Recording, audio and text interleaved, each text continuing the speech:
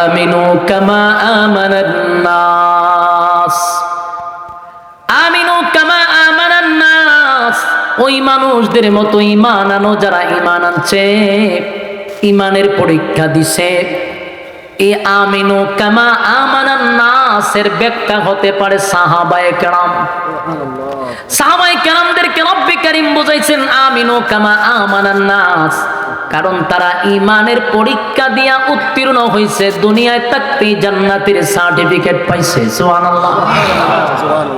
আমার যুবক ভাইরা, শুধু নিজের ঈমানদার দাবি করি, শুধু ঈমানদার দাবি করি, নিজের ঈমানদার দাবি করলেই হবে না। আমার মালিক কিন্তু দুনিয়ায় থার্মোমিটার না পাঠাইলেও মালিকের কাছে থার্মোমিটার আছে না নাই? আল্লাহ বলেন আমিনু কামা আমানান নাস, আমিনু কামা আমানান নাস। ওই মানুষদের মতো ঈমান আনো যারা ঈমানের পরীক্ষা দিছে। সাহাবায়ে কেরাম ঈমানের পরীক্ষায় উত্তীর্ণ হয়েছে, এমন কি আমার আল্লাহ তাদের প্রতি এমন খুশি হয়েছে রে, দুনিয়ায় থাকতেই তাদেরকে ঘোষণা দিয়েছে তুমি জান্নাতি, তুমি জান্নাতি, তুমি জান্নাতি। সুবহানাল্লাহ। আমিনু কামা আমানান নাস এর ব্যাখ্যা আব্দুল্লাহ বিন তামের হতে পারে। আমিনু কামা আমানান নাস এর ব্যাখ্যা ফেরাউনের বউ আসিয়া হতে পারে। আমিনু কামা আমানান নাস ফেরাউনের ঘরের দাসীও হতে পারে, কারণ সবাই ঈমানের পরীক্ষায় উত্তীর্ণ। আমরা নিজেরা নিজেরা ঈমানদার দাবি করি গো, ঈমানদার দাবি করি, কিন্তু আল্লাহ বলেন যারা ঈমানদার তাদের উপরে পরীক্ষা হবে। বলুন কি হবে? এই যুবক ভাইরা, ঈমানের পরীক্ষা আসবে, ঈমানের পরীক্ষা আসবে, এতে কোনো সন্দেহ নাই। আমাদের উপরে মুসিবত আসে না, কারণ বুঝতে হবে আমরা ক্লাসের ছাত্র না। আমার কথার মর্ম কি বুঝছেন? বুঝেন নাই? আবারও বলছি, পরীক্ষা কাদের হয়? যারা ক্লাসের ছাত্র। কথা হয় না? যে ক্লাসের ছাত্র তার পরীক্ষা নেয়। আমরা যে নিজেরা ঈমানদার দাবি করি, আল্লাহর আদালতে আমরা সেই ক্লাসের ছাত্রই না, এই জন্য আমাদের পরীক্ষা আসে না। ঈমানদারের উপরে যুগের পর যুগ পরীক্ষা আসছে এবং ঈমানের পরীক্ষায় তারা ফার্স্ট ডিভিশনে পাস করছে। আর আমাদের উপরে কেন পরীক্ষা আসবে? আমরা তো ক্লাসের ছাত্রই না, কারণ 5 টাকার রং সার কাছে আমাদের ঈমান বিক্রি হয়। এক কাপ চা খাওয়াইলে ঈমান কিনা যায়? এই জাতিরে কি সাবুক দিয়া বাইরানির দরকার আছে, আগুন দিয়া পুরানোর দরকার আছে, বুকে পাথর রাখার দরকার আছে? না না, 5 টাকার রং সার কাছে যার ঈমান বিক্রি হয় তারে পরীক্ষা নেওয়ার দরকার নাই, সে তো ক্লাসের ছাত্রই না। আমার যুবক ভাইরা, যারা পরীক্ষায় পাস করবে, কানাত লাহুম জান্নাতুল ফিরদাউসি নুজুলা, তাদের জন্য জান্নাতুল ফিরদাউস। তাই পরীক্ষা নিবে রে, পরীক্ষা দিতে হবে, ঈমানের পরীক্ষা, ঈমানের পরীক্ষা। আমার যুবক ভাইরা, আমিনু কামা আমানান নাস, ওই মানুষদের মতো ঈমান আনো যারা ঈমানের পরীক্ষা দিছে। সাহাবায়ে কেরামদের বুকের উপরে পাথর রাখছে, জিহ্বার মধ্যে পেরাক মারছে আল্লাহ আল্লাহ বলার অপরাধে। কেন আল্লাহ আল্লাহ বলল? এই জন্য তাদের জিহ্বা টান দিয়া পেরাক মারছে, কিন্তু একটা মুহূর্তের জন্য মালিকের নাম ডাকা বন্ধ করে নাই। কত সাহাবীদেরকে গাছের সঙ্গে বেঁধে মার সামনে সন্তানকে উলঙ্গ করে মারছে, সন্তানের সামনে মারে, লজ্জাস্থানে বর্ষা মারছে, এরপরও ঈমান দেয় নাই, জীবন দিয়া দিছে, ঈমান দেয় নাই, ঈমান দেয় নাই। এই জন্য আল্লাহ বলেন আমিনু কামা আমানান নাস, ওই মানুষদের মতো ঈমান আনো। ওই মানুষ কারারে? তারাই তো সাহাবায়ে কেরাম। আমার যুবক ভাইরা, সাহাবীদের ঈমান, এই জন্য বেশি বেশি বেশি করে সাহাবায়ে কেরামদের জীবনী পড়বেন, তাহলে ঈমানি জজবা বাড়বে, ঈমান শক্তিশালী হবে। সাহাবায়ে কেরাম জীবন দিয়া দিছে, সব দিতে প্রস্তুত, কিন্তু ঈমান দিতে প্রস্তুত না। রোম রাজ্য তৎকালীন সময় ভারত মহাদেশের চেয়েও বড় ছিল। ভারত একটা মহাদেশ যত বড়, রোম রাজ্যটা ঠিক অত বড় ছিল। রোমের বাদশাহ, তার সবচেয়ে বেশি পাওয়ার ছিল। আমেরিকার যেমন পাওয়ার, তৎকালীন সময়ে রোম বাদশাহ যিনি, তার সৈন্যবাহিনী বেশি, তার অস্ত্র বেশি, তার আয়তন বেশি, তাই তার পাওয়ার বেশি।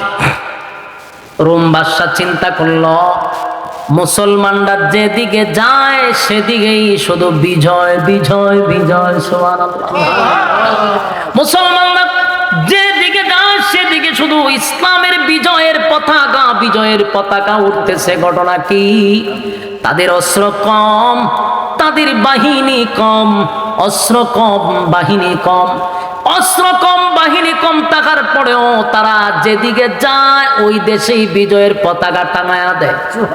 আশ্চর্য হয়ে গেছে রোমের বাদশা, কোনোভাবেই মুসলমানদের সঙ্গে পারা যায় না রে। ঘটনা কি? ওই রোমের বাদশা চিন্তা করে, গবেষণা করে যেটা পাইল এটা হলো মুসলমানরা অস্ত্রের বলে যুদ্ধ করে না গো, মুসলমানরা অস্ত্রের বলে যুদ্ধ করে না, বাহিনীর বলে যুদ্ধ করে না। তাহলে কিসের মাধ্যমে যুদ্ধ করে? মুসলমানরা যে যুদ্ধ করে এটা হলো ঈমানের শক্তিতে, সুবহানাল্লাহ। বদরের যুদ্ধের ইতিহাস আপনারা জানেন। আবু জাহেল কিন্তু অস্ত্র সহ প্রশিক্ষণ প্রাপ্ত সেনাবাহিনী, লোহার পোশাক পরিধান করে 1000 বাহিনী 313 জন সাহাবীর সঙ্গে মোকাবেলা করে কুচি কাটা করছে। সাহাবায়ে কেরাম কুচি কাটা করছে, আল্লাহ তাআলা 313 জনকে বিজয় দিছে। এদের অস্ত্রের কোনো শক্তি ছিল না, শরীরের কোনো শক্তি ছিল না, কারণ বদরের ইতিহাস পড়ছি রে।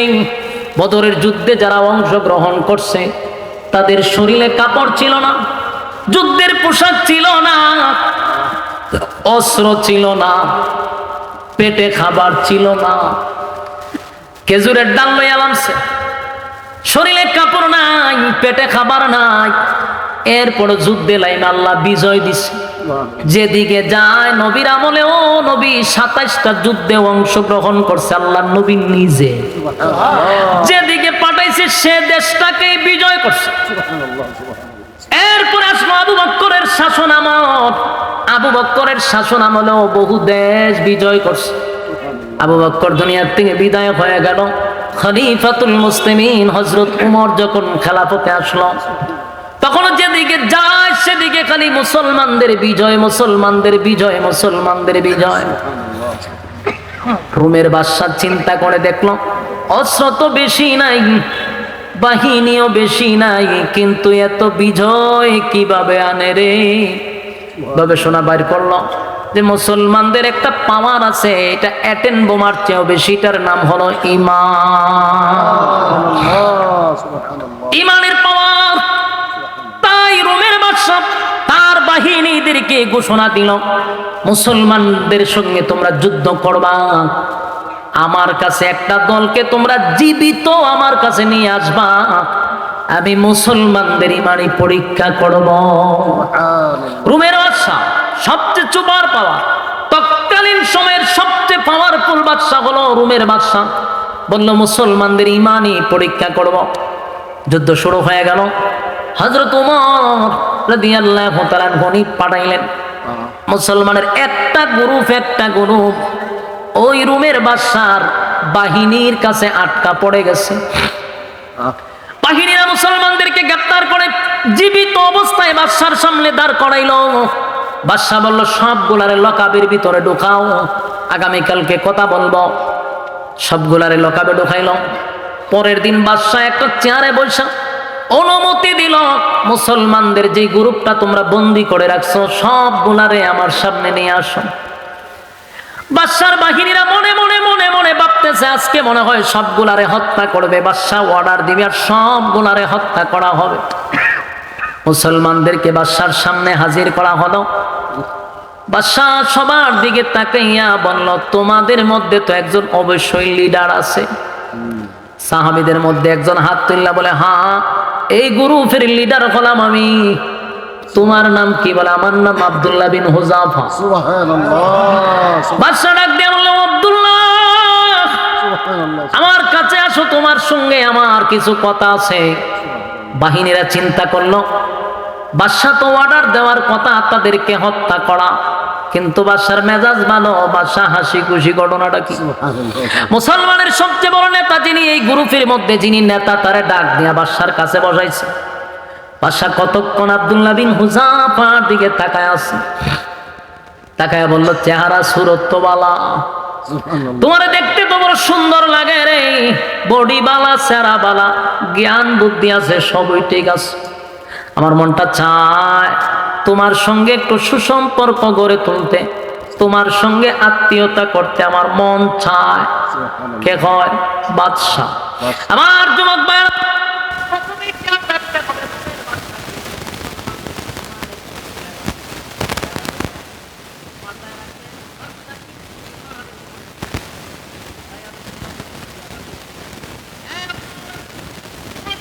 সুন্দর, বডি ভালো, সব ভালো, সব ভালো, তোমার সঙ্গে একটা সুসম্পর্ক তৈরি করতে মন চায় রে, কিন্তু মাঝখানে একটা বাধা আছে।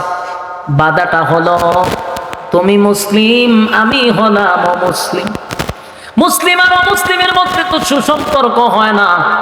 তুমি যদি আমার কিছু শর্ত মেনে নাও, আমি তোমাকে কিছু অফার দিব। যদি আমার শর্ত মানতে পারো, তোমাকে আমি অফার দিব। বাদশা তখন বলতে লাগলো, শোনো, তোমারে আমার বড় ভালো লাগছে। তোমার মতো একটা বিচক্ষণ ছেলে হইয়া, সুন্দর বডির অধিকারী হইয়া, কেমনে রে মুহাম্মদের দলে যোগ দিছ? নাউজুবিল্লাহ। তুমি আমার দলে যোগ দাও।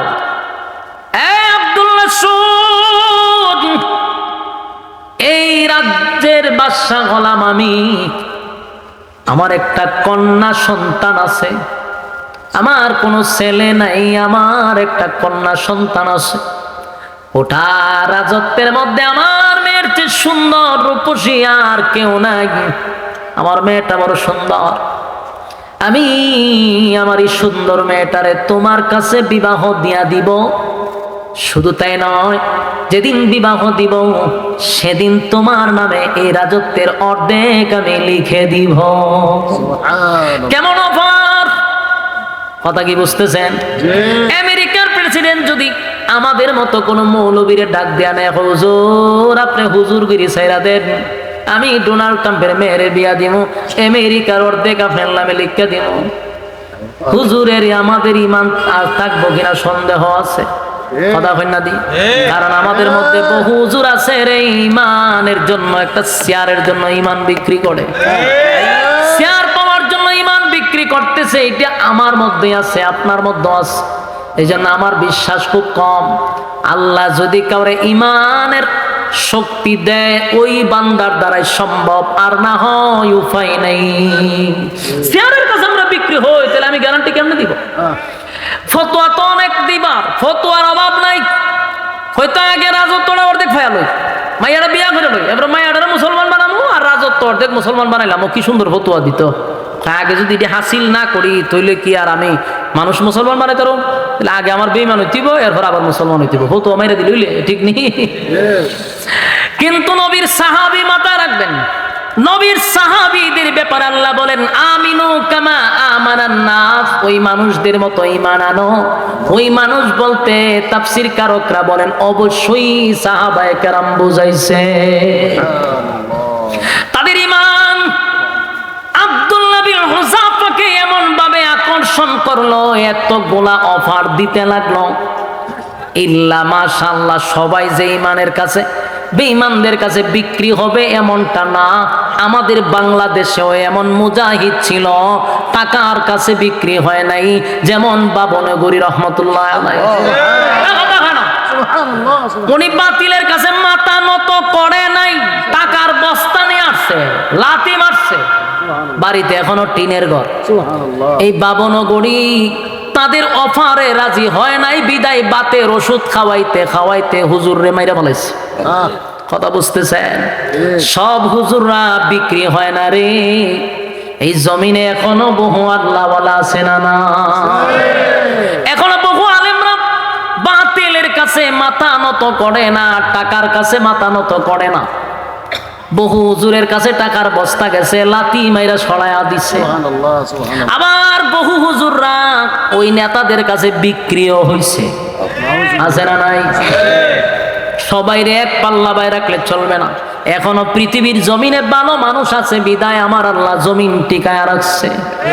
ভালো মানুষ যদি না থাকতো, কসম খোদার এই জমিন থাকতো না, ইসরাফিলের সিংহায় দিয়া ধ্বংস করে দিত।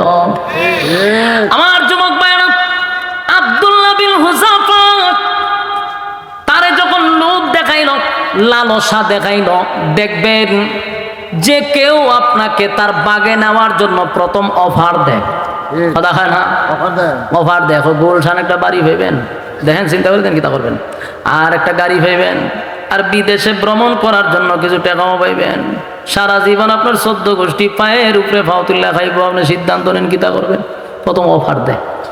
যখন দেখে হুজুর লড়ে না, হয় বেগম পার একটা বাড়ি ঘুরে দিব, তাও লড়ে না, তখন হয় তুলে আয়না করে ঢোকা, কথা হয় না? অফারে যখন রাজি হয় না, লুবে যখন পড়ে না, তখন কয় আয়না করে ঢোকা। নাটক বানা, জঙ্গির নাটক বানায় তার আয়না করে ঢুকায়, দেখেন আমাদের অফারে রাজি হইল না, হুজুর কেন বিক্রি হইল না, তাই আয়না করে ঢোকা। আব্দুল্লাহ বিন হুযাফারে অফার দিছে, আমার মেয়ের বিবাহ দিব, 1 নাম্বার অফার। 2 নাম্বার হলো রোমের রাজত্ব অর্ধেক তোমার নামে আমি লিখে দিব।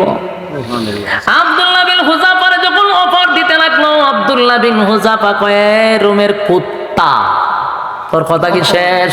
সুবহানাল্লাহ। রোমের বাদশা মানে মনে করেন এখনকার আমেরিকার সেই ডোনাল্ড ট্রাম্প, আধা পাগল। তার যে পাওয়ার আছে এর থেকে বেশি পাওয়ার ছিল তৎকালীন সময় রোমের বাদশা। তার সামনে কোন দেশের বাদশা কথা বলার সাহস পাইতো না।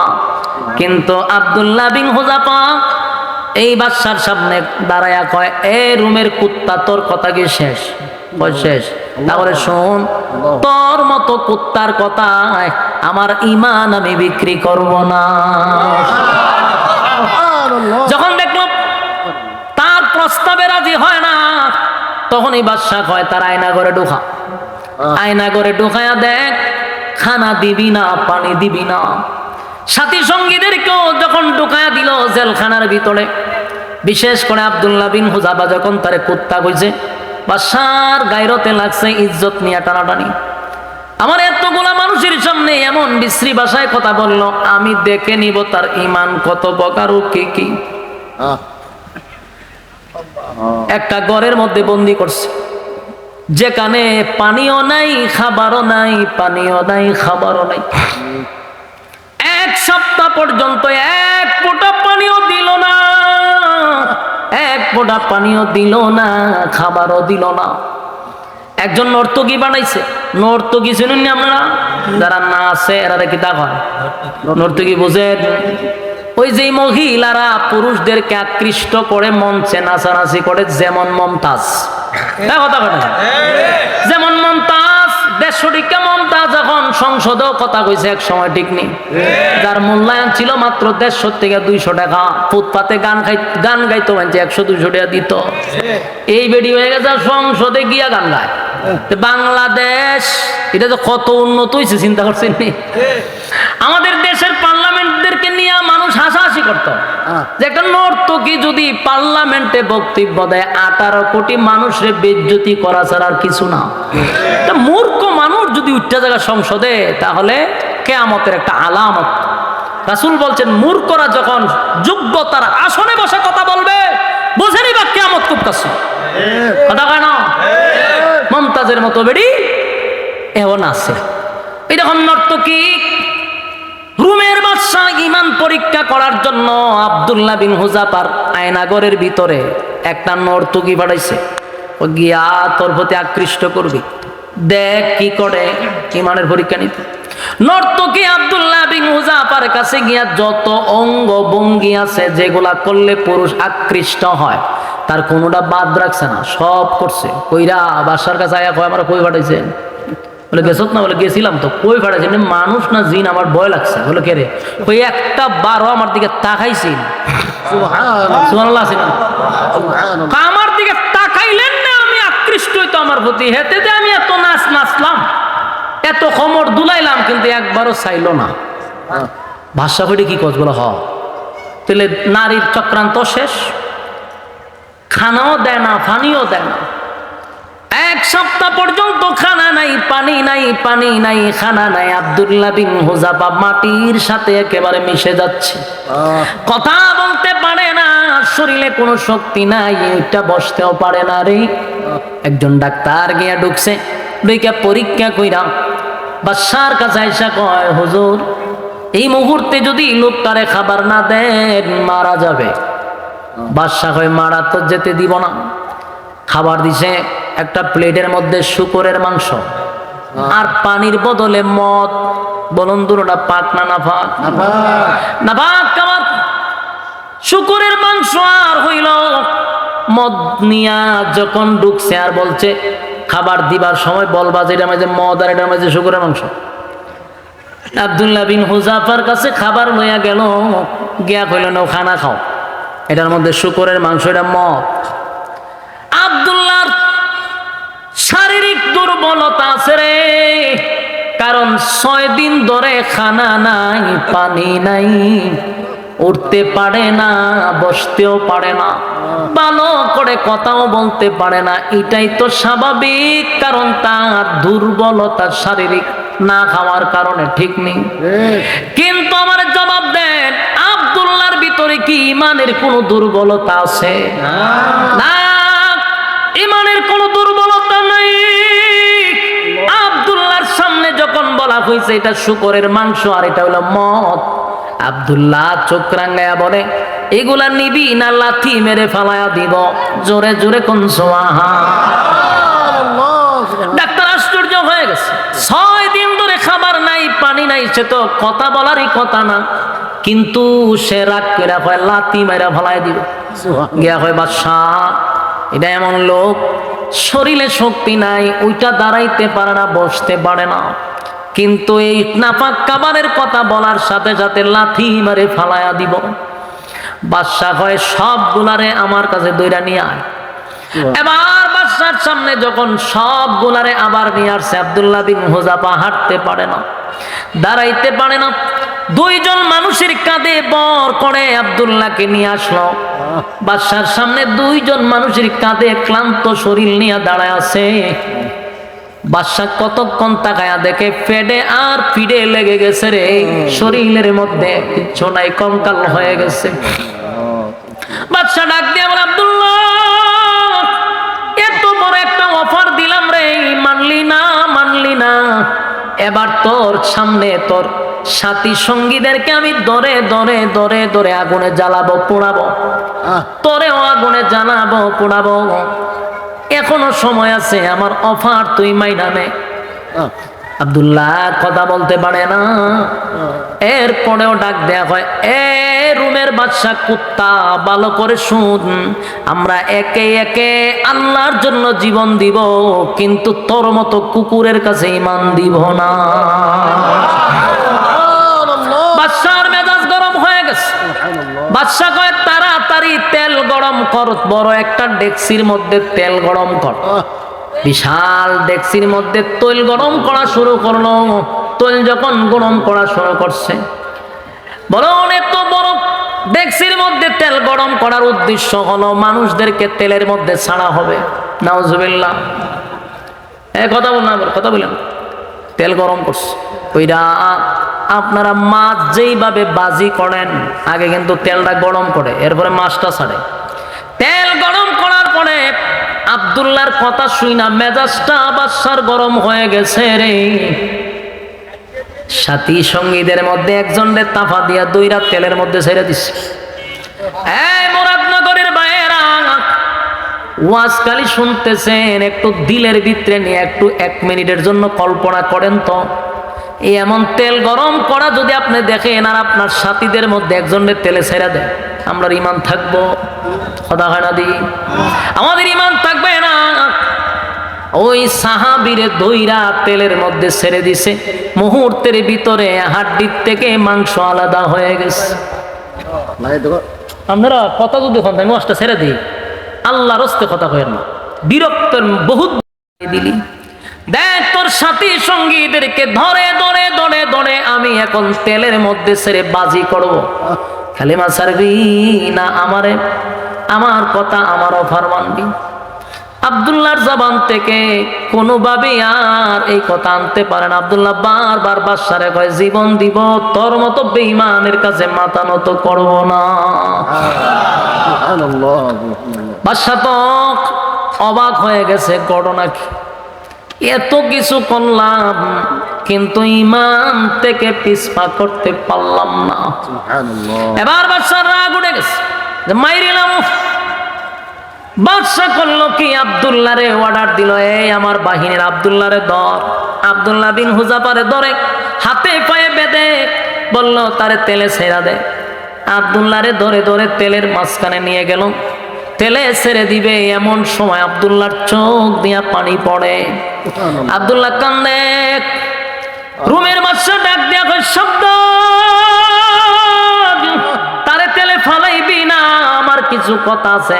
বাদশা একটা দৌড় মাইরা আব্দুল্লাহর কাছে গিয়া কয়, আব্দুল্লাহ রে, আমি জানি মৃত্যুর ভয় সবার ভিতরে আছে, তুমি আমার কথাটা মাইনা লাইলি তো হইতো, কেন কাপুরুষের মতো তুমি কান্দ মরণের ভয়ে? আব্দুল্লাহ, আমি না তোমারে বললাম আমার মেয়ে বিবাহ দিব, রাজত্বের অর্ধেক দিব, এখন কাপুরুষের মতো মরণের ভয়ে তুমি চোখ দিয়া পানি ছাড়ো, এখনো সময় আছে। আব্দুল্লাহ বাদশার দিকে তাকাইয়া বলেন, এই রুমের কুত্তা, আবারও বলছি আমি মরণের ভয়ে কান্দি না, মরণের ভয়ে কান্দি না।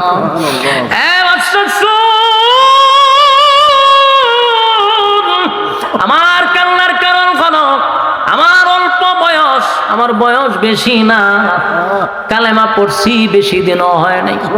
আমার এই অল্প সময়ে আমার মালিকের জন্য আমি কি করলাম, কি করলাম, আমার মালিকের জন্য আমি কি করলাম রে, সেই ব্যথায় ব্যতীত হইয়া আমি কান্দি।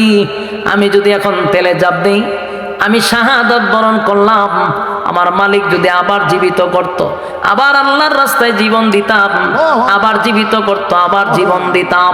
এইভাবে আমার মালিক যদি 100 বার জীবন দিত, 100 বার আল্লাহর রাস্তায় শাহাদাত বরণ করতাম, মোটামুটি আমার একটু আফসোস পুরা হইত।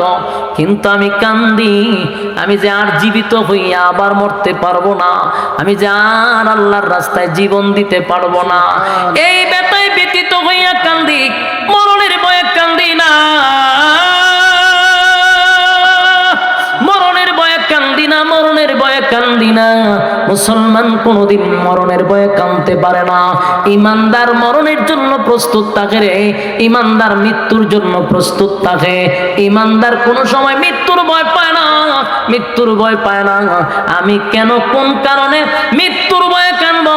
আমি কান্দি আমার মালিক রে, মালিকের জন্য আমি কি করলাম, সেই ব্যথায় ব্যতীত হইয়া কান্দি। বাদশা এবার চিন্তা করলো, এই মুহূর্তে যদি আমি আব্দুল্লাহ রে আগুনে জ্বালায়া পোড়ায়া দেই, আব্দুল্লাহ জিতে যাবে, আমি বাদশা হেরে যাব, আমি বাদশা হেরে যাব। কারণ সে তো একবার মরতে চায় না, সে 1000 বার মরতে চায়। আমি যদি তার এখন মরতে দেই, সে জিতে যাবে, আমি হেরে যাব। তাই বাদশা কয়, সাবধান, তারে আর তেলে ফলাইবি না। বাদশা এবার চিন্তায় পড়ে গেল, যে শর্ত দেই এটাই তো মানে না, আমি এখন তাদেরকে কেমনে ছেড়ে দেই, কি বইলা ছাড়ব? বাদশার তো একটা ইজ্জত আছে, আমি তাদেরকে ধরে আনছি শাস্তি দেওয়ার জন্য, এখন আমি কি বইলা তাদেরকে ছাড়ব? বাদশারও বুঝ আসছে যে এই জাতি এমন এক জাতি, জীবন দিতে প্রস্তুত, ইমান দিতে প্রস্তুত না। তাই ওই বাদশাও বুঝতে পারছে আগামীর এই সব কিছু মুসলমানদের হাতেই চলে যাবে, কেউ তাদেরকে ঠেকাইতে পারবে না। কারণ অস্ত্রের বলে যুদ্ধ করে না, তারা ইমানের বলে যুদ্ধ করে। আমার যুবক ভাইরা, বাদশা ডাক দিয়া বলে, আব্দুল্লাহ, আমি তোমারে আগুনে পোড়াইব না, তোমার সাথী সঙ্গীদেরকে আমি ছেড়ে দিব, কাউরে আমি শাস্তি দিব না, কাউরে আমি বন্দি করব না। শুধু এতটুকু জানতে চাই, তুমি কি আমার কপালে একটা চুমু দিতে পারবা? আমার কপালে যদি একটা চুমা দাও, আমি ওয়াদা দিলাম তোমার যত সাথী আছে আছে, সঙ্গী আছে, সবগুলারে আমি জেল থেকে বাহির করে দিব, আমি নিরাপদে তোমাদের এলাকায় পৌঁছায়া দিব। ওই আব্দুল্লাহ বিন হুযাফা চিন্তায় পড়ে গেল, একটা চুমার বদলতে যদি আমার নবীর এতগুলা সাহাবীর জীবন বেঁচে যায়, না হয় একটা চুমা তার কপালে দিয়া দিলাম, যদিও সে বেঈমান। আব্দুল্লাহ বিন হুযাফা ওই বাদশার কপালে চুমা দিয়া নবীর এতগুলা সাহাবীদেরকে জেলখানাতে মুক্তি করে দিল। আর বাদশা চিন্তায় পড়ে গেল, গোটা পৃথিবীতে যেখানে যায় মুসলমানের বিজয়, মুসলমানের বিজয় এর একটা নাম্বার কারণ হলো তাদের ইমানের পাওয়ার, ইমানের পাওয়ার, ইমানের পাওয়ার। তারা যুদ্ধে যায় অস্ত্রের বলে না। যেমন নবীর একজন সাহাবী খালিদ বিন ওয়ালিদ, এই একজন সাহাবী এমন মারাত্মক ছিল, তার ইমানের এত পাওয়ার ছিল, এত পাওয়ার ছিল, 60,000 সোলজার, মানে 60,000 বাহিনী, কয় হাজার, 60,000 বাহিনীর সঙ্গে যখন আবু উবাইদা ইবনুল জাররাহ নামক একজন সাহাবী, আবু উবাইদা ইবনুল জাররাহ উনি ছিলেন সেনাপতি, আর সেনাপতি বানাইয়া ওই টিমের মধ্যে ঢুকাইয়া দিছে খালিদ বিন ওয়ালিদ রে। তারা গেছে যুদ্ধ করার জন্য, এক জায়গায় নামাজে দাঁড়াইছে, ইমামতিতে ছিলেন আবু উবাইদা ইবনুল জাররাহ। সালাম পিরাইয়া তাকায়া দেখে রে পিছনে শত্রু বাহিনী দাঁড়ায় আছে, অস্ত্র সহ সাহাবীদেরকে ঘেরাও করে। তাকায়া দেখে একজন দুইজন নয়, 60,000 বাহিনী তাদের পিছনে দাঁড়ায় আছে। অস্ত্রটা নিয়া আবু উবাইদা ইবনুল জাররাহর সামনে দাঁড়ায়া বেঈমানরা কয়, এই মুসলমানরা, এখন তোমাদের অবস্থা কি হবে? কোন দিকে তোমরা পালাইবা? পালাইবার রাস্তা তো পাইবা না। টিটকারি মস্কারি করতে লাগলো, কারণ তখনও নামাজে ছিল মাত্র 60 জন, মাত্র 60 জন দাঁড়ায়া ছিল নামাজে, আর পিছনে ছিল 60,000 বেঈমান। আর মুসলমানরা মাত্র 60 জন দাঁড়াইয়া নামাজ পড়তেছিল। আবু উবাইদা ইবনুল জাররাহকে টিটকারি মস্কারি করে যখন বক্তব্য দেওয়া শুরু করলো, আবু উবাইদা ইবনুল জাররাহ পিছনের দিকে তাকাইয়া নবীর সাহাবীদেরকে উদ্দেশ্য করে বলে, কে পারবা এই 60,000-কে একটা দৌড়ানি দিতা? একজন সাহাবী হাত তুলছে, আমি পারবো। আবু উবাইদা ইবনুল জাররাহ বলেন, বসো। আরেকজন দাঁড়ায় বলে, হুজুর আমি পারবো। আবু উবাইদা ইবনুল জাররাহ কয়, তুমিও বসো। তৃতীয় নাম্বার একজন হাত তুলছে, আবু উবাইদা ইবনুল জাররাহ কয়, তুমিও বসো। চতুর্থ সময়ে একজন হাত বাড়াইছে পড়ে। আবু উবাইদা ইবনুল জাররাহ বলেন, আমি এতক্ষণ ধরে ভাবছিলাম আপনি কেন হাত তুলতেছেন না, আপনার অপেক্ষায় ছিলাম। যিনি চতুর্থ নাম্বারে হাত তুলছেন উনি খালিদ বিন ওয়ালিদ। সুবহানাল্লাহ। আবু উবাইদা ইবনুল জাররাহ বলেন, আপনি কি 60,000 দৌড়ানি দিতে পারবেন? বলে, অবশ্যই আমি 60,000 দৌড়াবো। আবু উবাইদা ইবনুল জাররাহ বলেন, আপনি তো গায়ের জোরে বলছেন, আমার লজিক দেন, কিসের ভিত্তিতে আপনি 60,000-এর সঙ্গে যুদ্ধ করবেন? কিসের বলে, কিসের পাওয়ারে আমারে বুঝান। সুবহানাল্লাহ। আবু উবাইদা ইবনুল জাররাহর সঙ্গে ওই সাহাবী খালিদ বিন ওয়ালিদ বলেন, আমি আমার নবীর একটা কথা শুনছি, আল্লাহর নবী বলছেন, যারা বেঈমান, যাদের ঈমান নাই তারা মুর্দা। সুবহানাল্লাহ। বলুন, যারা ঈমান নাই তারা কি? মুর্দা। যারা ঈমান নাই, যাদের ঈমান নাই তারা মুর্দা, যাদের ঈমান আছে এরা জিন্দা। তাই আমার দিলের সাক্ষী দেয়, মুর্দা যদি কয়েক লক্ষ থাকে, আমি খালিদ বিন ওয়ালিদ তো একা জিন্দা। আমি যেহেতু জিন্দা, 5 লক্ষ যদি 10 লক্ষ যদি মুর্দা বেঈমান থাকে, আমার কোনো অসুবিধা নাই। জোরে জোরে কোন সুবহান। আরেকটা আয়াত বলছেন, ওয়ালা তাহিনু ওয়ালা তাহজানু ওয়া আনতুমুল আ'লাউনা ইন কুনতুম মুমিনিন। আমি তোমাদেরকে সাহায্য করব, তোমাদের বিজয় আসবে যদি তোমরা মুমিন হও। তাহলে আমি মুমিন, আল্লাহ আমাদের সঙ্গে আছে। জোরে জোরে কোন সুবহান। খালিদ বিন ওয়ালিদ তরবারিটা হাতে লইয়া আল্লাহু আকবারের ধ্বনি দিয়া 60,000 সোলজারের ভিতরে উনি একা তরবার নিয়ে দৌড় মারছে। যেই মাত্র 60,000-এর ভিতরে আল্লাহু আকবারের ধ্বনি দিয়া ঢুকছে, কসম খোদার, কসম খোদার, বেঈমানটা কয় যে যেখানে পারে সেখানে পালাইতে শুরু করছে। আর আর কয়েকশোরে জায়গাতেই উনি এইভাবে কুচি কাটা করে করে করে করে সামনের দিকে যায়, আর বেঈমানরা টাসা মারা শুরু করছে, কেউ উপরে কেউ পড়ে, কেউ দৌড়ে কেউ পালায়। একজন আরেকজনরে বলে, ঘটনা কি? 60,000 সোলজার বাহিনী, একজনের আল্লাহু আকবারের ধ্বনি শুই না পালাও কেন? বলে পালাই না, আমরা আশ্চর্য হয়ে গেছি। খালেদ বিন ওয়ালিদ যখন 60,000 সোলজারের ভিতরে ঢুকছে, আর তরবারি যখন একটা আসমানের দিকে তুলে দেখলাম একটা উড়াইছে, আসমান থেকে শত শত শত শত তরবারি নিচের দিকে লাভে, চিৎকার দিয়া কোন সুবহান। একটা জবান বন্ধ রাখবেন না, বলুন আল্লাহু আকবার। আরো জোরে কোন আল্লাহু আকবার। এই ইমানের আওয়াজ দিয়ে বলুন আল্লাহু আকবার।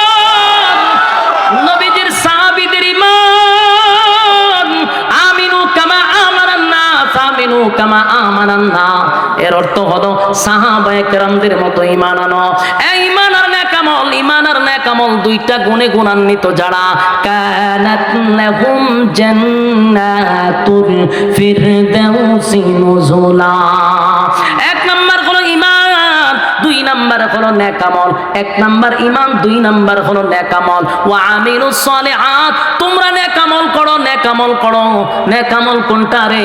এই যে আপনারা এখানে বসছেন গভীর রাত্রে, আরামের ঘুম হারাম করে নরমাল বিছানাতে বসছেন, কোরআনের কথাগুলি শুনতেছেন, প্রতিটা হরফে হরফে 10টা করে নেকি আল্লাহ আপনি আমার আমল নামায় ঢুকায়া দিছে। জোরে কোন সুবহান।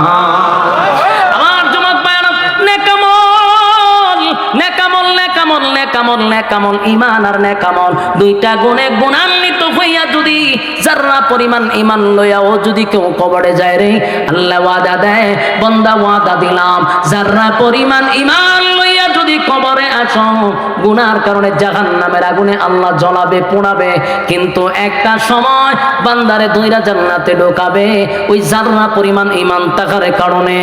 আর যদি ঈমান না থাকে গো, উপায় নাই, উপায় নাই, উপায় নাই, উপায় নাই, কোনোদিন জান্নাতের ঘ্রাণ পাবে না, কোনোদিন জান্নাতের ঘ্রাণ পাওয়া যাবে না। আমার যুবক ভাইরা, তাই এক নাম্বার হলো ঈমান, ঈমান ঈমান, দুই নাম্বার নেকামল, নেকামল নেকামল, দুই কানাত লাহুম জান্নাতুল ফিরদাউসি নুজুলা। আমি আল্লাহ তাআলা ওয়াদা দিলাম, জান্নাতের ভিতরে বান্দা তোদেরকে মেহমান বানাবো, আমি মেজবান হব। এরপর আল্লাহ বলেন, খালিদিনা ফিহা লা ইয়াবগুনা আনহা হিওয়ালা। আল্লাহ বলেন, জান্নাতীরা জান্নাতের ভিতরে ঢোকার পরে আর কোনো আফসোস থাকবে না, আর কোনো আফসোস থাকবে না, আর মনের মধ্যে কোনো কষ্ট থাকবে না। যত আশা আকাঙ্ক্ষা, যত আফসোস জান্নাতের ভিতরে যাওয়ার পরে পড়া হবে। জেনে রাখবেন, দুনিয়াতে কোনো মানুষের আফসোস পড়া হয় না, কোনো মানুষের আফসোস পড়া হয় না। গোটা পৃথিবীটাও যদি কাউরে দেওয়া হয়, কোনোদিন আফসোস পড়া হবে না, কিন্তু জান্নাতে ঢুকার পরে বান্দা বান্দি আর কোনো আফসোস থাকবে না। আমার মালিক প্রত্যেকটা বান্দা বান্দির জীবনের তরে আফসোস মিটায়া দিবে। এক নাম্বার হলো, মানুষ জান্নাতে যাবে তার মরণ নেই। দুনিয়াতে দেশের প্রেসিডেন্ট হোক, আমেরিকার প্রেসিডেন্ট হইল, মরণ আছে না নাই? জোরে কয়, মরণ আছে, মরণ আছে, মরণ আছে। বুড়া হবে, মরণ আছে, মানুষ বৃদ্ধ হবে। আর জান্নাতের ভিতরে এক নাম্বার পুরস্কার হলো, আর কোনদিন মরবেন না। এই নিয়ামত কারা কারা চান? দুইটা হাত তুলে দেখায়। লিল্লাহে তাকবীর, লিল্লাহে তাকবীর। কয় গুণে গুণান্বিত? দুই গুণে গুণান্বিত হইলে পরে আল্লাহ জান্নাতুল ফেরদাউস দিবে। সবাই খুশি না বেজা? সবাই কি জান্নাত হইতে চান? বিসমিল্লাহ কর। ফকড়ার দোকান, দোকান সবাই ফকড়ার দোকান। সবচেয়ে বড় নোটটা বের করে, মাদ্রাসা ছাত্র বেরো। কেউ খালি হাতে যাবেন না। জয় মাদ্রাসা ছাত্র গো, বেরো না কা, কেউ খালি হাতে যাবেন না। আপনারা দুয়ার আগে যতটুক পারেন দিয়া শরিক থাকবেন। দুয়ার মধ্যে কিছু দিয়া শরিক হইলে দোয়া কবুল হয়। মেহেরবানি করে, মেহেরবানি করে কিছু দিয়া শরিক হন। আরে বইয়ের হইছে সব বিজা মিজা, সব সালাক সতর একটা না, সব বিজা বইয়ের হইছে। বই আমার ভাই আসে। হ্যাঁ হ্যাঁ হ্যাঁ রে, হুজুর যদি সালাক না হয় তাহলে ইউজুর লইয়া চলা তো বড় কঠিন। জলদি করো, জলদি করো। হ্যাঁ হুজুর উড়ুন না করে আসে আমার কাছে চিন্তা করে বড় কিতা করবো তাই আসে উঠবো না আর কাটা হুজুর কই আতা হুজুর উঠুন না করে উঠবো না হের দুবাদে মা কালেকশন হেতে আমার কাছে এসে আসে কই আইছি আপনি জলদি করেন কেউ খালি হাতে যাবেন না যতটুকু পারেন মোনাজাতের আগে শরীক থাকবেন আল্লাহ আমাদেরকে এই কথাগুলির উপরে বলনেওয়ালা শুননেওয়ালা উভয়কে সহি আমল করার তৌফিক দান করুক সকলে আমিন কই সম্মানিত শুধু আপনারা মোনাজাতে শরীক হয়ে যাবেন ওয়াদা করছিলেন আমি অত্যন্ত খুশি যে আপনারা লড়াচড়া করছেন না শেষ বেলা যার সব বেলা তার ভাত খাইছেন হাত ধুইছেন না ওয়াজ শুনছেন মোনাজাত দিলেন না এই দুটোটা সমান এই জন্য আমরা মোনাজাত দিয়ে যাবো আর টাকাগুলি তোমরা সবাই স্টেজে নিয়ে আসো আল্লাহুম্মা আমিন আলহামদুলিল্লাহি রাব্বিল আলামিন আসসালাতু ওয়াসসালামু আলাইকা ইয়া রাসূলুল্লাহ الصلاة والسلام عليك يا حبيب الله الصلاة والسلام عليك يا رحمة للعالمين رب العالمين আল্লাহ গভীর রাত হয়ে গেছে একটু কুদরতি নজর দিয়া তাকান কত সাদা সাদা দাড়িওয়ালা মুরব্বিরা হাত বাড়াইছে আল্লাহ কত হাজী সাহেবরা আমার সঙ্গে হাতটা বাড়াইছে আল্লাহ কত হাফিজুল কোরআন আমার সঙ্গে হাত বাড়াইছে আল্লাহ কত আলেম উলামারা জাতির শ্রেষ্ঠ সন্তান হাত বাড়াইছে পর্দার আড়ালে মা বোনেরা হাত বাড়াইছে আমি গুনাহগার নাগান্দা নাফরমান নালায়েক অযোগ্য আল্লাহ মুসাফির হালতে হাত বাড়াইছে মুসাফির হালতে হাত বাড়াইলাম মেহেরবানি করে যা বললাম যা শুনলাম নবীজির জুতার ধুলার বরকতে আমাদের দোয়ারে কবুল করেন আল্লাহ আমাদের পক্ষ থেকে লাখো কোটি দুরুদ এবং সালাম সোনার মদিনায় পৌঁছায়া দেন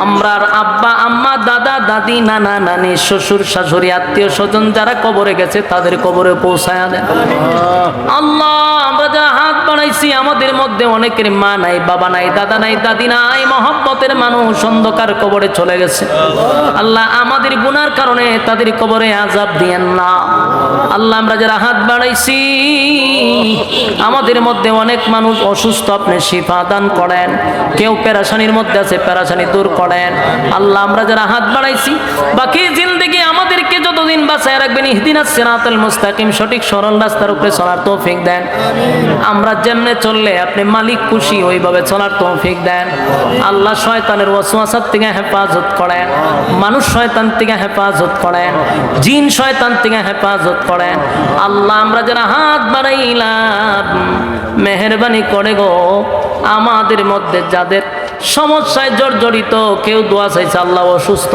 পূর্ণ শিফা দান করেন আল্লাহ কেউ অভাবে আছে অভাব দূর করে দেন কেউ পেরেশানির মধ্যে আছে পেরেশানি দূর করে দেন যে যেই সমস্যায় জর্জরিত আল্লাহ উদ্ধার করে দেন আল্লাহ আমরা যারা অবস্থা আছি কেউ অসুস্থ আমাদেরকে পূর্ণ শিফায়ে কামেলা জেলা দান করেন বিশেষ করে এই মাদ্রাসার ছাত্র শিক্ষকদেরকে কবুল করেন মাদ্রাসা এলাকাবাসীর জন্য নাজাতের ফয়সালা করে দেন এই মাদ্রাসা এলাকার জন্য আপনি একটা দ্বীনি মার্কাজ হিসাবে কবুল করেন এই মাদ্রাসায় যারা টাকা দিয়া পয়সা দিয়া বুদ্ধি দিয়া শ্রম দিয়া রান্না বান্না করেছে যেমনে পারছে মাহফিলটার জন্য রাত দিন অক্লান্ত পরিশ্রম করছে আল্লাহ প্রত্যেকের ব্যবসা বাণিজ্য কামাই রোজগার আপনি বরকত বাড়ায়া দেন আল্লাহ প্রত্যেকের ফ্যামিলির মধ্যে বাচ্চা কাচ্চাগুলারে দিনদার বানায়া দেন আমাদের বিবি বাচ্চাগুলারে নেককার বানায়া দেন আল্লাহ আমার সামনে পিছনে ডাইনে বামে যতগুলা গুরুস্থান আছে এই এলাকার প্রত্যেকটা মুর্দা গানের খবরে সব পৌঁছায়া দেন